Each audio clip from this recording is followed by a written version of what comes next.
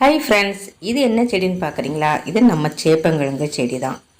இது வளர்ப்பு முறைன்னு பார்த்தீங்கன்னா ரொம்ப ஈஸி தாங்க. இதோட கிழங்கு கடையிலேருந்து வாங்கினோம்னா போதும். அதை நிலத்துலேயோ இல்லைன்னா க்ரோ பேக் அரிசி வாங்கின சாக்குலேயோ மண் கலவையை நிறச்சி அதில் வச்சு விட்டிங்கன்னா சூப்பராக வளரும். இது எவ்வளோ சூப்பராக வளர்ந்துருக்கு. ஆனால் இது நம்ம வச்ச செடியில் நிறைய இடத்துல வச்சு விட்டுருக்கோம்.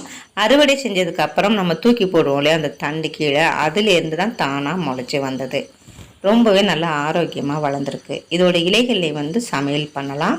கர்நாடகாவில் அது ரொம்ப ஃபேமஸான ஒரு சமையல் செய்வாங்க, இலையை மட்டும் வச்சு. அதே மாதிரி நம்ம தண்டுலேயும் புளிங்கறி வைக்கலாம், பருப்பு கறி வைக்கலாம், இல்லைன்னா பொரியலும் பண்ணலாம். பொரியலோட பதிவு நான் ஏற்கனவே போட்டிருக்கேன், ரிலேட்டட் வீடியோவில் போடுறேன். மறக்காமல் ட்ரை பண்ணி பார்த்துட்டு எப்படி இருக்குன்னு கமெண்டில் சொல்லுங்கள். அதே மாதிரி தண்டும் கிழங்கும் எல்லாமே, கிழங்கும் பார்த்திங்கன்னா நம்ம வறுவலுக்கும் பயன்படுத்திக்கலாம், குழம்பு வைக்கிறதுக்கும் பயன்படுத்திக்கலாம். ரொம்ப சூப்பராக இருக்கும், ரொம்ப ஆரோக்கியமானதும் கூட.